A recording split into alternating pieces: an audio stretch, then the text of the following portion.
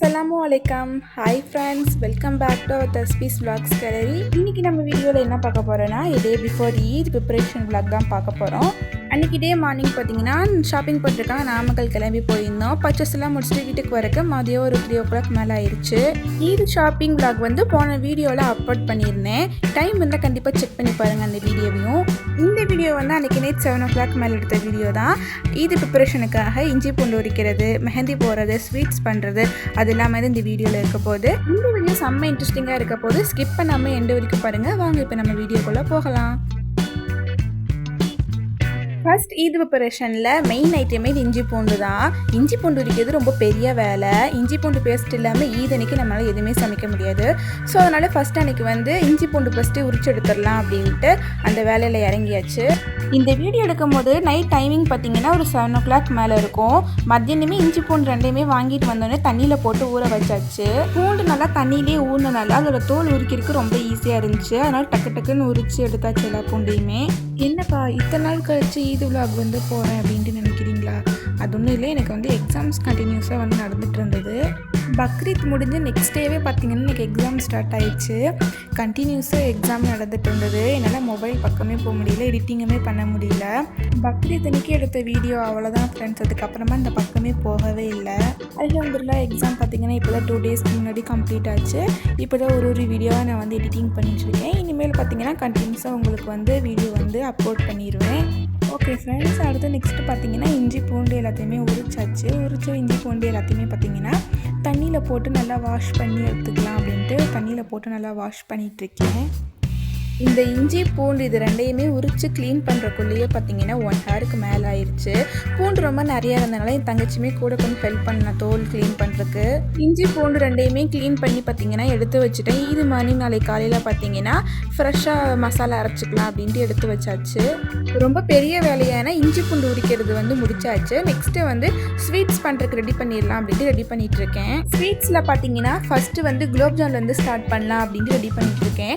குலோப்ஜாம் பார்த்தீங்கன்னா இன்றைக்கி நைட்டே ரெடி பண்ணி வச்சாதான் மறுநாள் மார்னிங் சாப்பிட்றதுக்கு ரொம்ப டேஸ்ட்டாக இருக்கும்.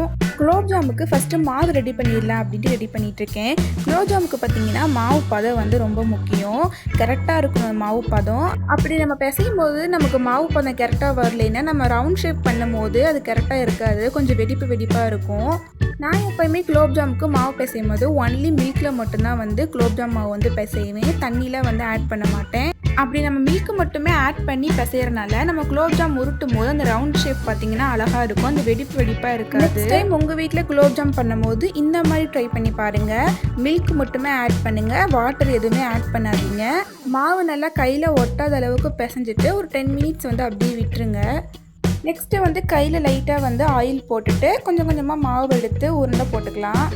இதோ நான் பண்ணியிருக்கேன் பாருங்கள், கொஞ்சம் கூட வெடிப்பு இல்லாமல் எல்லாமே அழகாக சாஃப்டாக இருக்குது ரவுண்டாக. நெக்ஸ்ட்டு வந்து குலோப்ஜாமுக்கு சக்கரை பாவு ரெடி பண்ணிகிட்ருக்கேன். எங்கள் வீட்டு சைடில் இது ஜீரான்னு சொல்லுவோம். உங்கள் வீட்டில் வந்து எப்படி சொல்வீங்க அப்படின்ட்டு சொல்லுங்கள். சக்கரை பாவுக்கு தேவையான அளவு சர்க்கரையும் தண்ணியுமே எங்கள் அம்மா அளந்து எடுத்து கொடுத்துட்டாங்க. எனக்கு வந்து பார்த்திங்கன்னா அளவுலாம் கரெக்டாக எடுக்க தெரியாது. ஒன்று சர்க்கரை அதிகமாக போட்டுருவேன், இல்லை தண்ணி அதிகமாக ஊற்றிடுவேன். அதனால் எங்கள் அம்மா எப்போயுமே எனக்கு எடுத்து கொடுத்துருவாங்க அளவு கரெக்டாக. சர்க்கரை பாவுமே கரெக்டான பதத்துக்கு வந்து ரெடி பண்ணி எடுத்து வச்சாச்சு. நெக்ஸ்ட்டு வந்து குலோப்ஜாம் ரவுண்ட்ஸ் எல்லாத்தையுமே ஃப்ரை பண்ண போகிறேன். ஆயில் நல்லா சூடான பிறகு நம்ம ரெடி பண்ணி வச்ச குலோப்ஜாம் ரவுண்ட்ஸ் எல்லாத்தையுமே போட்டு நல்லா ஃப்ரை பண்ணி எடுத்துக்கலாம். குலோப்ஜாம் எல்லாமே நல்லா பொன்னிறமாக செவந்து வரணும். ஸ்டவ் வந்து லோ ஃப்ளேமில் வச்சு ஃப்ரை பண்ணுங்கள், இல்லைன்னா பார்த்தீங்கன்னா கருகிரும். குலோப்ஜாம் ஃப்ரை பண்ணும்போது நல்லா ஃப்ரை பண்ணிடுங்க. கொஞ்சம் லோ ஃப்ளேமில் வச்சு ஃப்ரை பண்ணிங்கன்னா உள்ளே எல்லாமே வெந்துடும். உள்ளே எல்லாமே வேகலைன்னா மாவாக இருக்கும், சாப்பிட்றதுக்கு நல்லா இருக்காது குலோப்ஜாம். எல்லா பக்கமும் பார்த்திங்கன்னா ஒரே மாதிரி பொன்னிறமாக வந்து செவந்துருக்கணும். இதோ நான் பண்ணியிருக்கேன் பார்த்தீங்களா, குலோப்ஜாமோட கலர் வந்து இந்த மாதிரி வந்து ஃப்ரை பண்ணியிருக்கணும். அப்போ தான் உள்ளே வந்து மாவு நல்லா வெந்திருக்கும். நம்ம ஃப்ரை பண்ணி எடுத்த குலோப்ஜாம்ஸ் எல்லாத்தையுமே உடனே சக்கரை பாவுக்குள்ளே வந்து போட்டாச்சு. இதே மாதிரி நம்ம எல்லா குலோப்ஜாம்ஸுமே ஃப்ரை பண்ணி எடுத்துக்கலாம். குலோப்ஜாம் ஃப்ரை பண்ணி முடித்த உடனே சுடவே சக்கரை பாவில் வந்து போட்டுருங்க. இதோ சூப்பரான யம்மியான நம்மளோட குண்டு குலோப்ஜாம் வந்து ரெடி ஆயிடுச்சு. நீங்களுமே இதே மாதிரி செய்முறையை ஃபாலோ பண்ணி உங்கள் வீட்டிலேயே செஞ்சு பாருங்கள், கண்டிப்பாக சூப்பராக வரும். நெக்ஸ்ட் நெக்ஸ்ட்டு வந்து நைட் டின்னருக்கு தான் ரெடி பண்ணிகிட்ருக்கேன். இந்த குலோப்ஜாம் பண்ணுறக்குள்ளேயே நைட்டு 10 மணிக்கு மேலே ஆயிடுச்சு. சரி ஈஸியாக டக்குன்னு ஏதாவது செஞ்சு சாப்பிட்றலாம் அப்படின்ட்டு மேக்ரோனி தான் பண்ணிகிட்ருக்கேன்.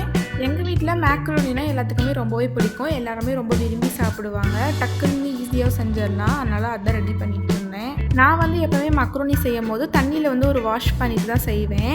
ஏன்னா சில வாட்டி அதில் வந்து டஸ்ட் இருந்தாலும் இருக்கும். அதனால் ஒரு வாஷ் பண்ணிடுவேன்.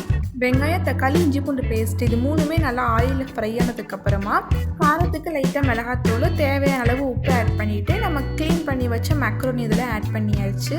அப்புறமா லாஸ்ட்டாக தேவையான அளவு வாட்டர் வந்து ஆட் பண்ணிவிட்டு குக்கரை வந்து லாக் பண்ணி விசில் விட்டுறலாம். ஒரு 2 விசில் விட்டால் போதும். ஈஸியாக டக்குன்னு 10 மினிட்ஸில் பார்த்தீங்கன்னா வேலை முடிஞ்சிச்சு. இதோ டின்னர் வந்து ரெடி ஆயிடுச்சு. ஓப்பன் பண்ணி பார்க்கும்போதே செம்மையாக இருந்தது. அப்படியே சுட சுடவே எல்லாத்துக்கும் பிளேட்டில் போட்டு கொடுத்தாச்சு சாப்பிட்றதுக்கு செம்ம டேஸ்ட்டாக இருந்தது. எல்லாருமே சாப்பிட்டு சூப்பராக இருக்குது அப்படின்ட்டு சொன்னாங்க. உண்மையாகவே ஃபாஸ்ட்டாக செய்கிறதுல தான் பார்த்தீங்கன்னா ருசி ரொம்பவே அதிகமாக இருக்கும் சாப்பிட்றதுக்கு. லாஸ்ட்டாக எல்லா வேலையுமே முடிச்சுட்டு மெஹந்தி போடலாம் அப்படின்ட்டு வந்தாச்சு. இன்னுமே வந்து ஸ்வீட்ஸ் பண்ணுறதெல்லாம் இருக்குது. பட் ஆனால் நைட் வந்து 11 மணிக்கு மேலே ஆயிடுச்சு. அதனால் மார்னிங் வந்து சீக்கிரமே எந்திரிச்சிட்டு பண்ணிக்கலாம் அப்படின்ட்டு இப்போ வந்து மெஹந்தி போட்டுடலாம் அப்படின்ட்டு மெஹந்தி தான் போட்டுட்ருக்கேன். எப்பயுமே ஈத் அன்னைக்கு பார்த்தீங்கன்னா ஒரு கையில் மெஹந்தி போடுறதுக்கு தான் டைமிங் இருக்குது. சேம் அதே தான் இந்த தடவை ஈதுக்கு வந்து ஒரு கைக்கு போகிறதுக்கு தான் டைமிங் இருந்தது. ஒரு கைக்கு மட்டும் போட்டுட்டு போய் படுத்துட்டேன். இன்னொரு கைக்கெலாம் போடலை.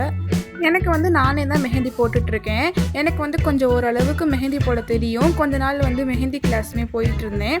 அதனால் கொஞ்சம் டிசைன்ஸ் எல்லாமே நல்லா போடுவேன். என் தங்கச்சிக்குமே பார்த்திங்கன்னா ஈதுக்கு நான் தான் மெஹந்தி போட்டுவிடுவேன். அன்றைக்கி நைட்டு தான் உட்காந்து 2 பேருமே மெஹந்தி போட்டுட்ருப்போம். பட் ஆனால் இந்த தடவை ரொம்ப லேட் ஆயிடுச்சு. அவள் தூக்கம் வருதுன்ட்டு போய் தூங்கிட்டா. சரி நான் மட்டும் ஒரு கைக்கு மட்டும் போட்டுட்டு தூங்கலாம் அப்படின்ட்டு போட்டுட்ருக்கேன்.